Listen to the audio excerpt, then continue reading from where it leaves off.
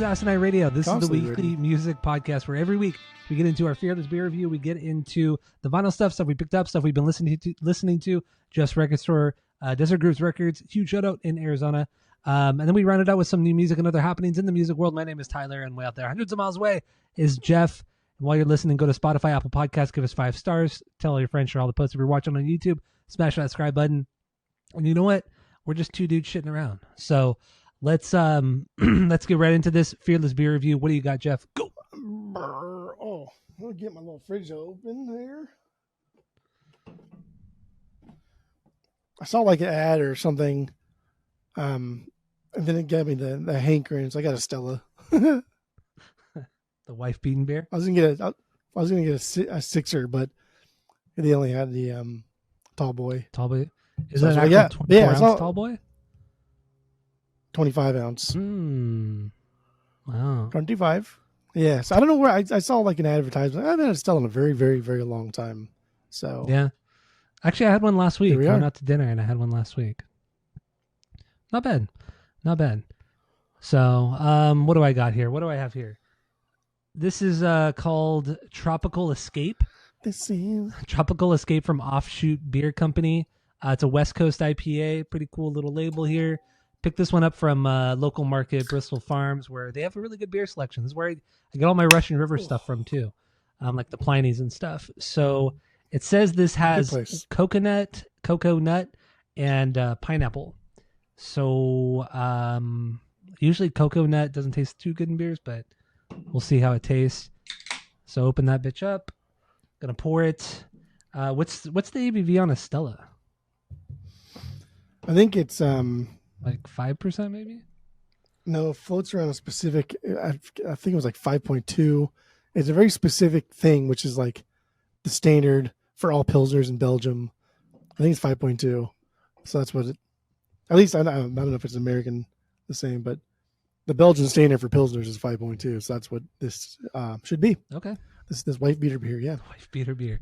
All right, mine pours out a nice golden color right here. So you can see through it. You can see my face. Look at that. You can see my face through the glass, the beer glass. It's kind of cute. So, ready to start drinking? You pour it, or what are you doing here? I'm trying to pour it, but the glass that I have, this is the glass I was going to give you, but you apparently didn't want it, so you left it here. What Motherfucker. glass? It's a Star Wars glass. Why wouldn't I want May the that? 4th. May the 4th be with you. I got a Star Wars And glass too. It's from this place, Flights. I don't know what the fuck place that is, but yeah, it was here for you last time you were here and you left it, so you don't want this. I'll probably throw it away, to be honest. There's a good idea. So I'm drinking out of my Star Wars cup too. It's a tap from Pizza Port. So anyway, After seeing your cabinet, you don't throw glasses away very often, do you? what do you mean? You have a lot of glasses Okay. in your cabinet for We like do. 2 people. No, we do. And it's because we've had roommates where I live, many roommates over the years, and people just leave shit. When they move, they don't throw shit away. They just leave shit. So a lot of that stuff is left behind. And like we have probably 40 shot glasses.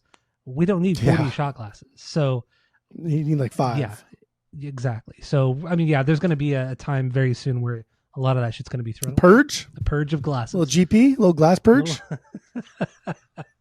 Sweet. Exactly. Well, you So you ready to start drinking? yeah. Here we go. I don't have the little scooper spoon thing I can scoop off the Oh, the foam like they do in the That's commercials. so cool, though. I wish I had one of those. It is cool. All right, here we go. Okay, here we go. Yeah, okay, Tink.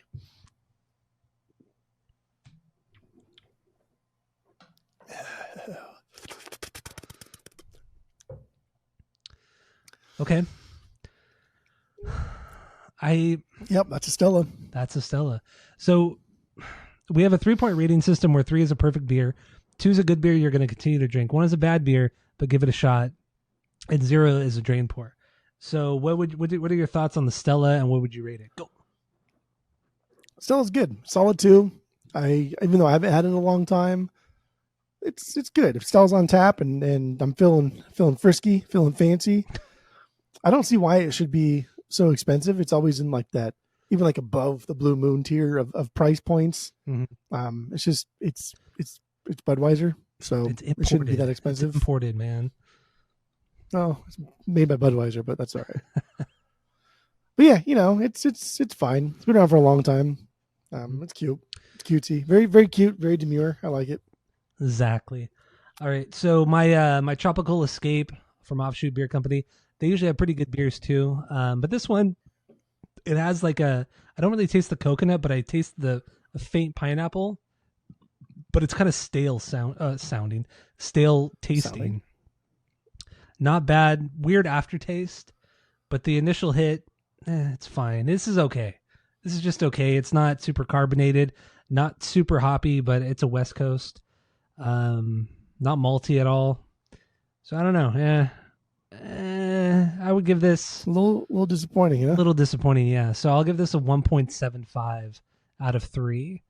I wouldn't go back to it, but it's definitely worth trying, and it's not bad at all. So I'm going to finish this. I bought a 4-pack of these, so got to finish them. So that's good. Anyway, so that's what I got from for the Fearless Beer Review. So let's get into the vinyl stuff we picked up, stuff we've been listening to this week, and then your record store, Desert Grooves Records. We talk about that. Black Friday's coming up. You're putting some good shit out too. So. It's racist. Yeah, okay. A lot of good stuffs. So let's get into your crap that you listened to this week, or that you got this week. Garbage. So there's some cool stuff. I got this guy. Oh yeah, Justice for All, Metallica. OG copy. We get this one pretty often. They made a lot. I mean, Metallica was already big at this point. They made a lot of these, so it's not as sought after as their first 3 records. Yeah, OG copies, but still good. Still good record. Yeah, I'm happy. I have it.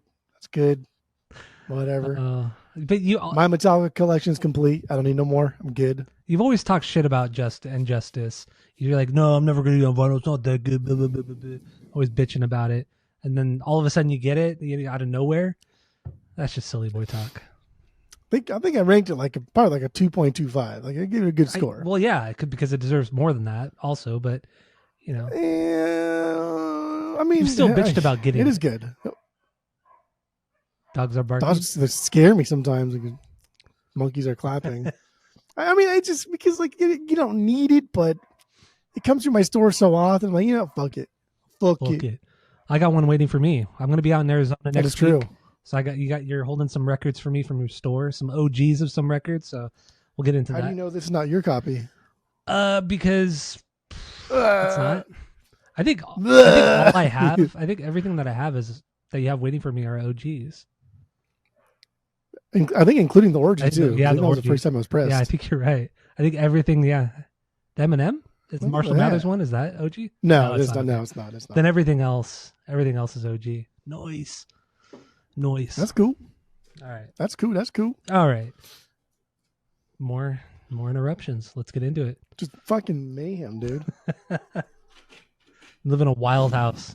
God, this dog's like scratching the door. Did you hear that? Mm-hmm. Wild. And we don't edit anything out because we're just two dudes shitting around. They're just dogs. They do dog stuff. I don't know. All right, let's get it. What else you got? Another one? Another OG? Another Metallica OG. Ride the Lightning. Jesus Christ. That bad boy right there. Above my dibs. Damn, that's crazy. Can't see the backwards. There it is. I want that one so bad. I need that Ride the Lightning. God damn. I have an OG Mega Force Kill 'Em All, and I need that though. This is pretty wild because you never see that. It does go for a lot of money, and you just don't ever fucking see this. Hold on a second. I'm gonna go fuck somebody up. Hold up. Very happy with this one. It's super, super clean. All these that I got today, I'm showing you right now, are super duper dumb clean. Yeah. Just not a speck of anything on them. Mint. So yeah, this one would have been a pricey one. What's funny though, here's a funny little story for you and your fucking ears. Is when the first time I ever went to Desi's, yeah, he had a copy of this, and it was I don't remember exactly. It was definitely at least 300, might have been upwards of 500. Wow! And I was like, oh, that's fucking cool. Like, how much is that? And he told me, he's like, oh, I'm not ready for that. This is when you wouldn't pay more than $10 for a record, and $10 is being generous. Yeah, like I did not pay anything for records. Yeah. You didn't care It was how more shitty about they were. quantity over quality at that Yeah, point. that's why at one Yeah. point I think you had upwards of like 1,500 records, if not more, In my in your collection? collection. You got like, up pretty high in your collection. No, You got my up my pretty personal high. collection, I was well over 2,000. Were you well oh, over Jesus 2,000? Christ. Yeah, yeah. But to be fair, I listened to every single one. Anything Yeah. that I brought home, it got listened to. Same. I think at the peak when I started selling too, like my collection was probably floating around the 2,000 range, and then I had about 5,000-6,000 in my garage. Like, it was wild. Yeah, you did have a lot of shit. Yeah. So anyway, I asked Desi how much that was. It was way on my price range, and he told me, he's like, like I know it's expensive. He's just like, but you don't see this. You don't ever see this, and you might never see it again. And it's like, sure as shit. Even owning a record store, I had not seen it until now. It's been what, 3 years since that happened? 3-4 years since that happened? About? Yeah, at least 3-4 years. Yeah. That's crazy. And like this is being ingrained in like the record culture of the Phoenix area, going to shows, garage sales, digging, owning a store, right? Like owning an online store and digging everywhere. And I just had not seen it. Might be the same one. I don't know. But when we got it in, I was like, yeah, I'm fucking taking this. You have to. You have to. Gonna have to. May never see it again. And it's so fucking clean. I'll take the next one that comes into your store. I'll take the next one. I probably would have put this at like $350. Oh, fuck. I'll give you $50 for it. Okay, that's cool. But like, the more time that passes, with time that passes, as I tell people that come into the store that see like an original something on the wall and like, oh, it's too much. Like, I'll buy the repress. It's like, just so you know, like, buy where the fuck you want. I don't care. Like, I'll sell that in a day on Discogs anyway. I said, but they can repress a record 1 billion times, but there's only one original. There's only going to be one first press. There's only going to be one. Yeah. Like, they can press it a trillion times, but there's only one original. And if you truly love that record and you want that original, just fucking buy it, dude. Put the Jethro Tulls down. Put your fucking Diana Ross down and spend the money or piss off. But justifying that cost sometimes it's crazy. That's why I've been on the fence about that Crash Love that's been in your store for a year now. Again, there's only one original. And that one's even better because it comes with a backstage pass for that tour. Not only that, that's the only time it's ever been pressed. So you can only find the originals if you could find one. Really? Yeah, well. Easy Hard Season's coming up on the pod, so Easy Hard Season's coming up on the pod. Yeah. So what else you guys? Oh no, you have one more thing, right? I have 2 more things. Oh, okay. Also, baby girl, the stuff we're talking about, if you want to listen to any of the songs that are on these records, there's a playlist in the description of this episode, so go check it out. It's a Spotify playlist, but yeah, anyway, go. Spotify playlist. I have this guy, Living Color. Yes, Vivid. yes. This is also an original, and it's got a little. So like this guy that traded these in, it's kind of cool. See a little gold promo stamp on the barcode? Yeah, faintly, yeah. You kind of barely see it. Yeah, I can see it now. Whatever. It just says like promotional copy, whatever. The guy that we got this from was a DJ, like a disc jockey over in Tucson on whatever their kind of like K-Rock thing is. And he brought in all these records and like all the metal stuff I've been posting, like everything has like promos, either promo stamps or their actual like white label promo copies. Just makes it a little bit extra rare, like not like a huge deal, but like, again, if you like a record, why not try and own the most collectible copy or the best sounding copy of that record? Agreed. And this is an original promo stamp on it. They didn't make like a white label promo of this, so there's not going to be one that's as collectible as this one. They don't go for that much money. You can buy this for like $60 in Discogs. That's not a whole lot. Yeah. But yeah, it's a cool record. I don't know if you liked it or not. I think talked about it. I've never really been a fan of Living Color. I think they're all great musicians and great vocalists, but it's just not my thing, not my style. I just, that song that you put on the playlist, I just think it's just so basic sounding, kind of boring. It reminds me of going to the NAMM show when we used to go all the time, and all the random like bands that would come and play behind the plexiglass. The drummers behind the plexiglass and shit like that. Like they're all really good, but like there's really no soul there. Like all those jazz jazz fusion bands. Even though this is not a jazz fusion record, but it has that kind of same feel to it. So yeah, it's never been for me. I mean, people love Vernon. Was it Vernon Reid, the guitar player? not his name. Yeah, all these guys. So like all these guys. I mean, yes. I don't know if it's Vernon, but Vernon Reed or whatever, but it's Vernon. But all these guys are incredible at their instruments, and like you say, kind of the jazz fusiony thing that it reminds you of. There's a lot of jazz in this, so it's like funk metal musicians that know how to play jazz and then know how to like change things up in a way that's subtle, but I can see how it could possibly get boring. Their biggest song, right? The like that song's fucking absolute banger. This record's really good. It's really funky. I mean, it really just like the Chili Peppers kind of record. It's just more classy, I guess. Yeah, just it's not as punk. Yeah, and also the vocalist can actually sing, unlike Anthony Kiedis, who, is kind of garbage as a vocalist. Yeah.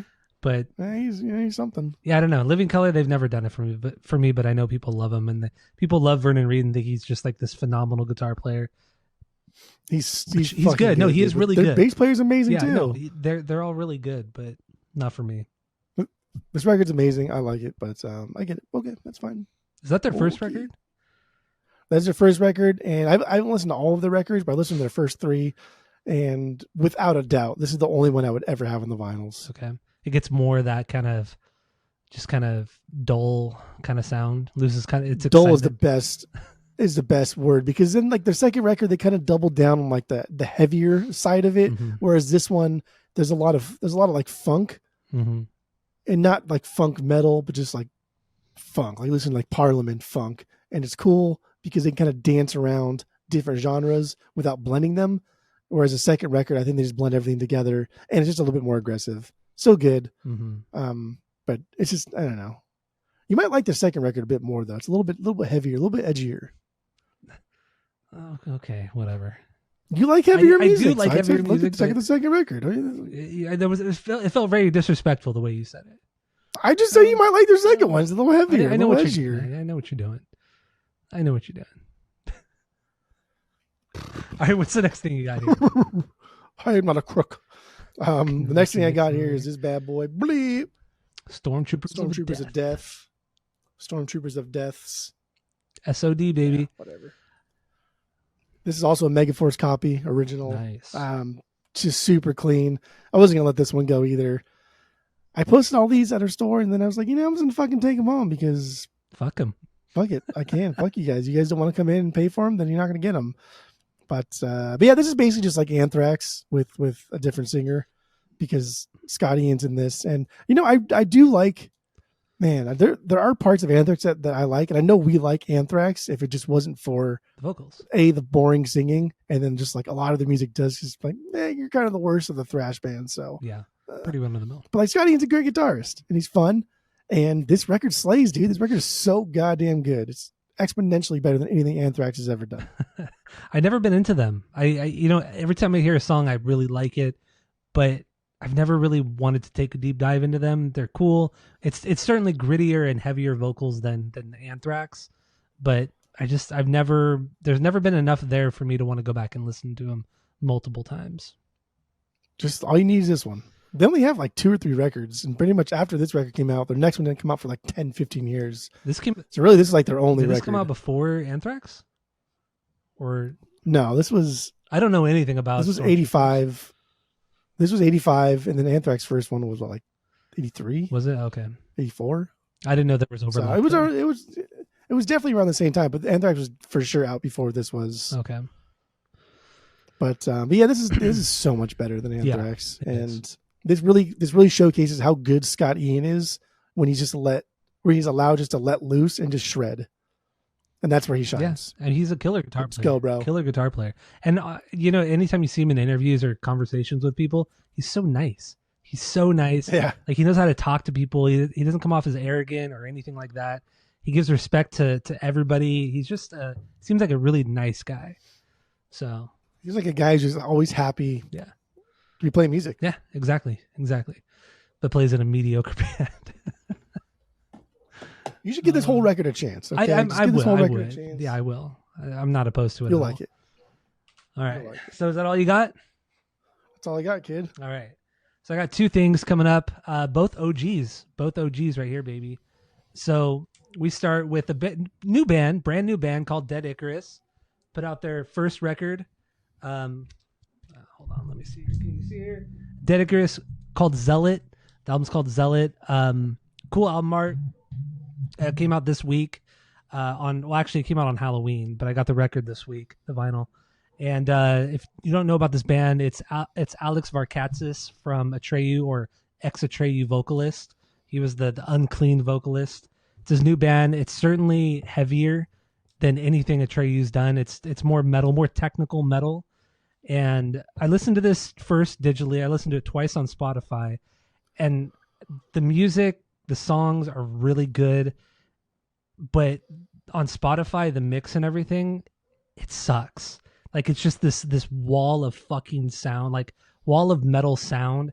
And it just, a lot of shit gets buried. There's no dynamics on Spotify. But honestly, the vinyl sounds, I mean, I feel like such a douchebag for saying it, but the vinyl sounds so much better. It sounds so much more dynamic. Everything's is a lot more spread out. It's not muddled. It's not compressed to shit. Yeah, the vinyl honestly sounds so much better than on Spotify. I was really, really surprised. But yeah, makes sense. This is I mean, the variant's really cool too. It's this clear splatter thing going on, green clear splatter. And the songs are, I mean, I don't know, man. This is a really good record. This is the best thing, you know, he's done since he left Atreyu. So, or anything Atreyu, I should say, anything that Atreyu's done after he's left has been shit. And this is actually really, really fucking good. So they pressed 200 or 300 copies of this record, and they're about to sell out. So if you want to get it, go check it out. It's definitely worth buying. It's like $22 for this record. So really not that much money at all. So get into it. Did you like the song that I put on there? I did, not enough to buy it, but maybe I'll listen to the whole record. Yeah, definitely listen to it. But keep in mind that, like, once again, the vinyl does sound better. And I do sound like a douchebag for saying that, but it's absolutely true. It really does sound better. They should know. Our listeners should know. I mean, you can't hold so much information on Spotify without compressing files. Yeah, but also it's just like modern music on vinyl. A lot of it is compressed, and they just, I don't know. It just, you know what I mean? Like modern music, it doesn't sound that much better on vinyl than it does, you know, on the streaming sites. But this is also because a lot of stuff is sourced from the same that's true. source that Spotify pulls from. That's very, very true too. But yeah, give this one a shot. Go listen to it on Spotify and then buy it. Support him. Support Alex. He got fucked over hardcore by Atreyu, like really hardcore, by a lot of people in the music industry. So yeah, check it out. So the next thing I got here is what is it? Meat Puppets. Up on the Sun. Up on the Sun, right here. Yeah, what's going on with this? This is their third record from 1985. I got this because I was out in Big Bear last weekend, just hanging out, just doing hood rat shit, out in Big Bear, which is the mountains. You know, it's the mountains here in California, local mountains here in California, and just out to breakfast. And there was this little like vintage shop next to the breakfast spot, and we went in. Tammy and I went in, and they had a lot of cool shit from like the 60s and 70s, and they had a small record collection there. And I was going through it. They had some punk stuff in there, like Youth Brigade, some shit that I just didn't really care for. And then I like Meat Puppets. I've always liked them. You know, obviously Nirvana, the association with Nirvana and the Unplugged performance. I've always liked Meat Puppets, and never heard this record, but it was $15. I'm like, fuck it, I'll eat the $15 if I don't like it, whatever. So I got it, and $15. So I didn't even look at the record. I just looked to see how clean it was, and it's immaculate. The LP is immaculate. The jacket is just there's no ring wear. There's no nothing. This is like near mint. If you're fussy on a bad day, it's VG plus, but it's near mint. That's what this is. And come to find out, it's an OG.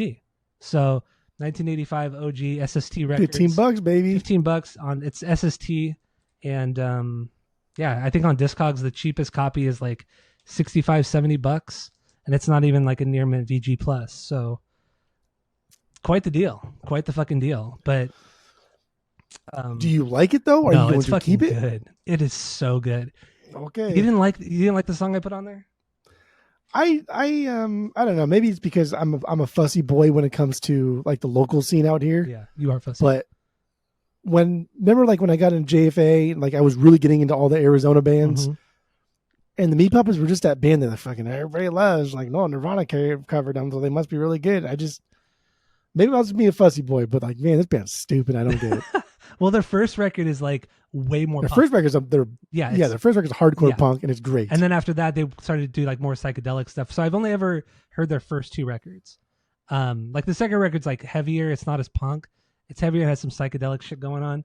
But this one is like they took a lot of the distortion out of the guitars, and it's just like kind of technical and it's fast and it's kind of wonky at parts. I think this record's fantastic.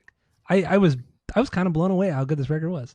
Never heard it. Are you just saying things you got for $15? No, I swear to God, because I was really scared that I wasn't gonna like it. And no, it's a solid record. It's a really solid record. I wonder what they call like buyer's remorse when you buy something like, fuck man, I should not have bought that. I wonder what the opposite of that is. You bought something, you got such a good deal on it that no matter what, you're gonna love it. No, it's not that. I've gotten rid of records. Trust me, I've gotten rid of several records that I bought. Trust me, I've gotten rid of records. Okay, okay. Your terrible Trump impression. Yeah, no. But you knew it's more the hand. Yeah, it's the probably. hand. You're doing the whole hand thing. He's pushing his boobs together. Oh yeah. Wrong. But anyway, yeah, great album, Okay. Meat Puppets. Who knows if Skip will agree? I don't know. Who's he going to agree with, me or you? We'll know in due time. Probably you, because he doesn't like punk music. He likes artsy, fartsy, boring ass punk music. Not too aggressive. Not too aggressive, Don't get yeah. too aggressive. Don't get too wild. Yeah, can't be too aggressive. That's why he likes the Cramps. I mean, the Cramps are as far as he goes. That's as far as he goes. As far as we go. Yeah. Mm-hmm. Fucking Halloween ass sounding band. Jesus Christ. Mm-hmm. I was really necromantics and going back to the Cramps a few weeks ago, because I hadn't listened to them in a long time. Going back to the Cramps, I was very disappointed. Like really, really disappointed in the Cramps. Yeah. It really wasn't my They're thing. cool. They're fine, cool, I guess. but they're very kind of not kitschy. What is it? They're kind of goofy, but not like They're cool, goofy. not cool goofy like Misfits. I don't know. There's something. There's just kind of their music kind of falls flat for me. Don't really care for the Cramps. Yeah, and I like the Addicts, and I think the Addicts are just as goofy and just as campy, but their music actually sounds like punk music. Yeah.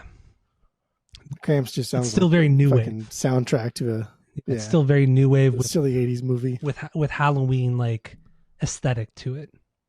But anyway, that's all I got. That's cool. So, that's our cyberbully for tonight. Oh, there's gonna be more, I'm sure. Probably. So yeah, I got Dead Icarus, Meat Puppets. Go check them out. Anyway, There you go. let's move on. Some happenings in the music world. Some new music that's come out this week. A couple albums. Fear. We literally just did Fear last week, and then That was so and weird. then like 4 days after that, they drop a surprise new record called The Last Time. It was fine. It was cool. I listened to it. It was still very reminiscent of the last record that they did in 2022 or 2023. Not bad at all. I like that record. Yeah, they've never put out a bad record, honestly. So, did you listen to this new one the last time? Yeah, I mean, I listened to it the day after we did the last pod, and then we realized like, holy shit, there's another song or another album. That's when I listened to it was last week. Yeah. So yeah, it's fine. Go check it out if you're into Fear. Coming off of the album of the week last week, but check it out. And then Pinhead Gunpowder. I didn't even know they were coming out with a new record, but they did, called Unt. And whatever. I don't care. I'm just so over Billy Joe. Really? Yeah, I was fine. I thought it was pretty Really? good. What? I thought this was pretty good. I thought this was just solid, good. It was good, but to throw back to like trying to be Screeching Weasel pop punk. Solid. But it was just like there was nothing here that was exciting. It was like everything I've already heard before from either this band or Green Day or any other East Bay punk band. I've heard it all. I might as well go listen to Rancid or Green Day or any fucking band from up there or punk band in general. Okay. Whatever. It was fine. Okay. I would never go back to it. I would give this Pinhead Gunpowder, I'd give it 1.75. 1.7 out of 3. Out of 3. Wow. So there you go. Some new songs that came out this week. Me First and the Gimme Gimmes. They put out a new song called Most People I Know I Think I'm Crazy. And I didn't care. I don't even remember what the cover was of or what band it was. So they had two songs. There was that one, which was a cover of Billy Thorpe, Okay. and then, which like I fucking know we don't listen to that. No. It's just no. And then the other one was Juice Newton, Queen of Hearts. Mm-hmm. And so yeah, just like if the source material isn't there for me and I don't know what the song is, I'm already kind of lost. Mm-hmm. And unless you're doing like a lot of, because they like to put other songs in the beginning of their songs and things like that, and that's always fun. If you're not going to go that direction, then I don't care either. And I think the shtick of Me First is pretty much like run its course. Definitely. Like maybe just like play a show every once in a while, and I'll go see you and have a great time. And I like the idea of having a rotating kind of like up and coming musical like guitars or something played for you. Mm-hmm. If they're in a different band on Fat Records or whatever they are, that's cool. But Me First is just like, yeah, it's dude, we're so far from like Johnny's Bar Mitzvah, bro. Like this is no, we're done. Have you listened to the I didn't even listen to that new one that came out a couple months ago, the Quinceañera, the live. How was that? It's good. Okay. It's good. Again, a lot of those songs I don't know or I don't care for. And the banter is just a little bit different. I feel like in Johnny's Bar Mitzvah, when they're making fun of the family and everything, it's a little bit easier because they're 20 years younger than they are now. Mm-hmm. But now when they're doing it, it's just like, I don't want to call them like washed up because they're not washed up. Like this is their shtick, and you can't be washed up really, I guess, if you take yourself not seriously whatsoever. But like Spike does take himself seriously, and he does really try to sing and be a good singer, and he's a solid singer. He's fine. So I guess maybe they're just kind of like washed up. I just I hate to say it, but like I will still go see him if they're playing on the bill. Yeah. If they're opening for like the Bouncing Souls, I'm fucking seeing Me First. Exactly. We saw them a couple years ago opening up for Bouncing Souls. Or they played after Bouncing Souls, right? They played after Bouncing Souls, right. yeah. And then No Effects played. Weird. Just Yeah, I know. I agree. Whatever. If you don't know know the original song, I don't care enough to listen to it. Because in the end, it's just your kind of average run of the mill punk song, 4 chords, played fast. Okay, I get it. You did it in the right key, hopefully in the right key. So anyway, that came out. Go check it out if you want. Last thing here, CKY got kicked off of their UK tour with Alien Ant Farm. It's likely they might have broken up. I've been kind of following this closely since it came up a few days ago. But apparently Jess and the other guy Elvis and CKY, they unfollowed Chad and vice versa and all this bullshit. Because apparently Chad from CKY attacked the singer from Alien Ant Farm, and it was a big ordeal, and now they're off the tour. So whatever. I don't really care because I don't care. I don't really, but I don't either. And it's not like I'm going to go see CKY, but. And I don't follow Alien Ant Farm at all, but I do remember like last year when there was a video and some fan at the front row of the Alien Ant Farm concert held his hands up like this, and the singer, for whatever fucking reason, grabbed that fan's hand and like put it onto his crotch. Yeah, it's pretty fucked up. And it was like a guy, right? And so everyone was wondering like, oh, what if the guy's going to say anything or do anything? Well, like, yeah, the guy fucking like sued him for like sexual harassment. It's like, oh, fuck yeah, dude. Yeah. It's fucking weird. Why would you do that shit? So ever since then, I've always wondered, like, when is this guy gonna get his due? Yeah. Sure enough, Chad punches him. I like it. He does. And then also, so apparently Chad was posting some stuff on his Instagram. God, this is so stupid talking about social media on top of it. But he was posting on his Instagram screenshots of the singer from Alien Ant Farm. His name is Dryden Mitchell, which, what a fucking name, right? Dryden was commenting on people's posts and stuff, calling them the N-word and everything for like no reason at all. Just calling them the N-word. And apparently that's why Chad punched him out, because Dryden was saying some fucked up shit backstage. And I guess apparently Chad had enough. And Chad claims that Dryden threw the first punch and then Chad knocked him out. But then Dryden claims that Chad rushed him and then sucker punched him. So who knows? These are grown-ass men, by the way. These guys are 50 years old. And they're acting like they're fucking 16, So, but like it's CKY, they're always rowdy. Yeah. Their fucking fans are rabid. Their fans are crazy. They like fighting. They just not like fighting like in the sense more like jackass fighting, right? Just like throwing themselves into each other. But like their fans are wild. Their fans are nuts, and CKY has always been like that. And Chad's always been like that. Yeah, Chad's been so Darren, the original singer guitarist too, he was pretty fucking wild too. And you read like everything. I mean, we talked about it when we did the CKY episode a couple of years ago, but Darren is kind of a dick too. And the clash between Darren and Chad over the years before Darren left the band, they're all fucking children. The way they act outside of the band is so childish. They're musicians. All musicians are children. That's all of them. Yeah, you might be right. Emotionally underdeveloped, right? All of them. All of them. Yes, correct. So there's that. Otherwise, any cool? A couple shows we haven't talked about coming up. Bouncing Souls playing in December. You might come out for that. It's still a game time decision, I guess. It's on a Sunday. On Sunday. Yeah, Jimmy Eat World. So yeah, that's a game time decision for you. I'll probably still go. We'll see. You and I going out to see. We're seeing Refused in March, so don't forget about that. Seeing Refused in March.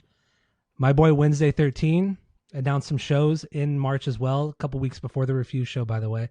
Playing at the Glass House in Pomona. I've only ever seen him play there once. He rarely ever plays Glass House, and he's playing his first solo record in its entirety, plus some other stuff too. So I'm gonna fucking be there. What? I didn't know he was doing that. No. I'm so Dang. excited. So excited. So Crazy. He's playing Glass House, and he's also playing the Whiskey. So I'm probably just gonna go to the Glass House one because it's way closer. And fuck LA. We went on that tangent about LA last week. Fuck that. I hate LA so much. We can do now. We can do like how much we hate LA on tangents like every fucking episode. I fucking hate that city. It's the worst. It's the worst. Everybody hates that city. Like nobody likes being in LA unless you're fucking filthy rich. Everybody pretends like they like that fucking city. Nobody actually does. But then even if you are filthy fucking rich, right? They have like vacation houses elsewhere. They work in LA and go vacation anywhere else but LA. Yeah, or they live in Malibu, but then they drive to LA to work. They drive. Malibu. They drive an hour and a half into downtown LA when it's 20 miles away. Fuck that. I fucking hate LA. But Wednesday 13 is playing at the same venue we're seeing Refused at. Yeah. The week before. They are. I thought, fuck man, what if I made a week out of it? I thought that's way too long. Like going out to week, Arizona. I would go to the Wednesday show. That'd be a long week. That would be a long week. God damn. That'd be wild. I'm not going to do that because that Refused weekend's already going to be wild. It's going to be fun. So farewell tour. That's the farewell tour. The Refused farewell tour. We already bought tickets for it too, so we have to go. Tickets already bought. We have to go. Yeah, tickets already bought. Already bought. So anyway, that's all I got. This is a long episode of two dudes shitting around. So it was good. And there's a little break in there because I had to yell at the dogs for scratching the door and shit. That's true too. So thank you all for listening. Go to Spotify, Apple Podcasts, give us 5 stars. If you're watching on YouTube, smash that subscribe button. Thanks for listening. And we are wrapping up punk season, baby. Wrapping it up, baby. With Death. Why is that? What's wrong with you? Wrapped them up. Wrapping them up. So that's it. That's all. What's it doing? Justin.